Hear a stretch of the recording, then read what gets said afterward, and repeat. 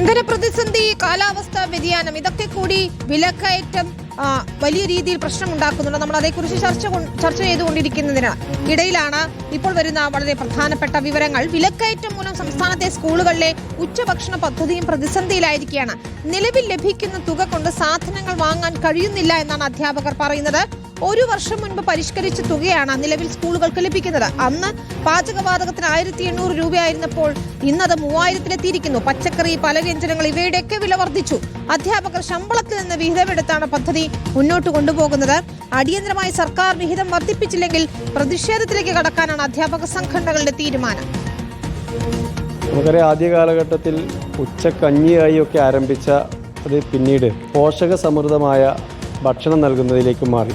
എന്നാൽ ഇപ്പോൾ നിശ്ചയിച്ച മെനു കൊടുക്കാൻ കഴിയാത്ത രൂപത്തിലേക്ക് പ്രധാനാധ്യാപകരും സ്കൂൾ അധികൃതരും പ്രയാസപ്പെടുന്നു. ഗ്യാസിന് കഴിഞ്ഞ മാർച്ചിൽ ഏകദേശം 1500 രൂപയുടെ അറൗണ്ടാണ് വില. ഇപ്പോഴത് 3000 രൂപയുടെ മുകളിലായി കഴിഞ്ഞു. 8 രൂപയും 9 രൂപയുമായി മാറിയിരിക്കുകയാണ് മുട്ടയുടെ വില. പാലിനാണെങ്കിൽ ഗവൺമെൻറ്റിൻ്റെ തന്നെ മിൽമ 60 രൂപയാക്കിയിട്ടുണ്ട്. അധ്യാപകരുടെ ഒരു നിസ്വാർത്ഥമായ പ്രവർത്തനം കൊണ്ടാണ് അതിപ്പോൾ മുന്നോട്ട് പോകുന്നത്. അത് നിർത്തിവെക്കുമെന്നൊന്നും ഞങ്ങൾ പറയില്ല. കാരണം ഞങ്ങൾക്ക് ഈ മേഖലയോട് സർക്കാരിന് താല്പര്യമില്ലെങ്കിലും ഞങ്ങൾക്ക് ഈ മേഖലയോട് താല്പര്യമുണ്ട്. പക്ഷേ ഇത് ശരിയായ സമീപനമല്ല.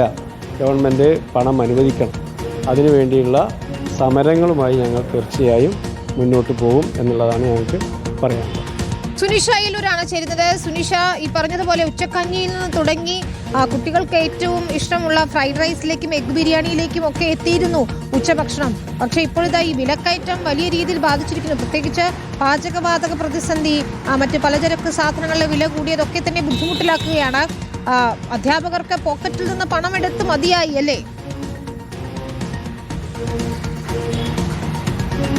വിനിത, തീർച്ചയായിട്ടും അധ്യാപകർ വലിയൊരു പ്രതിസന്ധി തന്നെയാണ് നേരിടുന്നത് എന്നുള്ളതാണ്. ഇപ്പോൾ ഈ പറഞ്ഞതുപോലെ വിനിത തുടക്കത്തിൽ പറഞ്ഞതുപോലെയാണ്, നേരത്തെ 1800 ഉണ്ടായിരുന്ന പാചകവാതകത്തിന് ഇപ്പോൾ 3000 വില. അരി മുതൽ എല്ലാ സാധനങ്ങൾക്കും വില കൂടിയിട്ടുണ്ട്. പാലിനും മുട്ടയ്ക്കും വില കൂടി. പക്ഷേ ഇതൊന്നും തന്നെ സർക്കാർ നൽകുന്ന വിഹിതത്തിൽ വർധനമുണ്ടാക്കിയിട്ടില്ല എന്നുള്ളതാണ് ഏറ്റവും പ്രധാനപ്പെട്ട കാര്യം.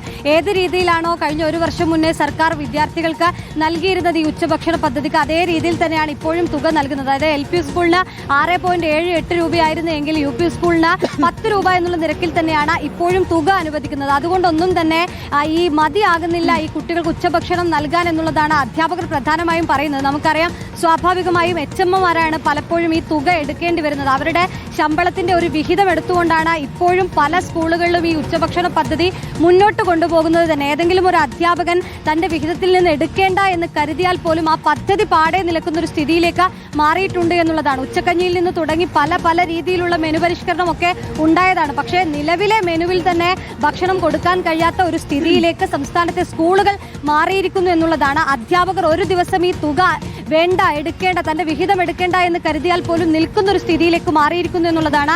മുഖ്യമന്ത്രിയോടും ഒപ്പം തന്നെ വിദ്യാഭ്യാസ മന്ത്രിയോടും ഒക്കെ പലതവണ ഈ അധ്യാപക സംഘടനകൾ ഈ വിഷയം ഉന്നയിച്ചിട്ടുണ്ട്. പരിഹാരം ഉണ്ടാക്കാമെന്ന് പറയുന്നതല്ലാതെ ഇതുവരെ ഈ അധ്യയന വർഷം തുടങ്ങിയിട്ട് പോലും ഒരു പരിഹാരവും ഉണ്ടായില്ല എന്നുള്ളതാണ് ഒരു ആക്ഷേപമായി ഉയരുകയും ചെയ്യുന്നത്. ഇങ്ങനെ പോവുകയാണെങ്കിൽ ഏത് നിമിഷവും ഇത് നിലക്കാനുള്ളൊരു സാധ്യത കൂടി അധ്യാപകർ മുന്നിൽ കാണുന്നുണ്ട്. കാരണം വലിയ പ്രതിസന്ധിയാണ് ഇതുവഴി നേരിടുന്നത് എന്നുള്ളതാണ്. ഏതായാലും ഇങ്ങനെ പോവുകയാണെങ്കിൽ ഒരുപക്ഷെ പ്രതിഷേധവുമായടക്കം മുന്നോട്ട് പോകേണ്ട ഒരു സാഹചര്യം ഉണ്ടാകുമെന്നതുകൂടി അധ്യാപകർ പറയുന്നു. ഉച്ചക്കഞ്ഞി മുടങ്ങരുത്, അല്ലെങ്കിൽ ഉച്ചഭക്ഷണ പദ്ധതി അത് മുടക്കരുത് എന്നുള്ളത് കൊണ്ടാണ് അധ്യാപകർ പണമെടുക്കുന്നത്. അതുകൊണ്ട് എത്രയും പെട്ടെന്ന് സർക്കാർ വിഹിതം കൂട്ടണം എന്നുള്ളൊരു ആവശ്യമാണ് പ്രധാനമായും മുന്നോട്ട് വെക്കുന്നത് ഈ അധ്യാപക സംഘടനകൾ. വിനീത, ശരി, ഉച്ചഭക്ഷണ പദ്ധതി നിലച്ചു പോകുന്ന ഒരു നിലയിലേക്ക് കാര്യങ്ങൾ എത്തിക്കരുത് എന്നത് തന്നെയാണ്. സർക്കാർ വിഹിതം കൂട്ടിയേ മതിയാകൂ എന്ന ആവശ്യമാണ് ഉയർത്തുന്നത്. സ്കൂളുകളെ ആകെ അത് ബാധിക്കുന്നുണ്ട്. സുനിഷ അയ്യലൂർ വിശദാംശങ്ങൾ നൽകിയത്.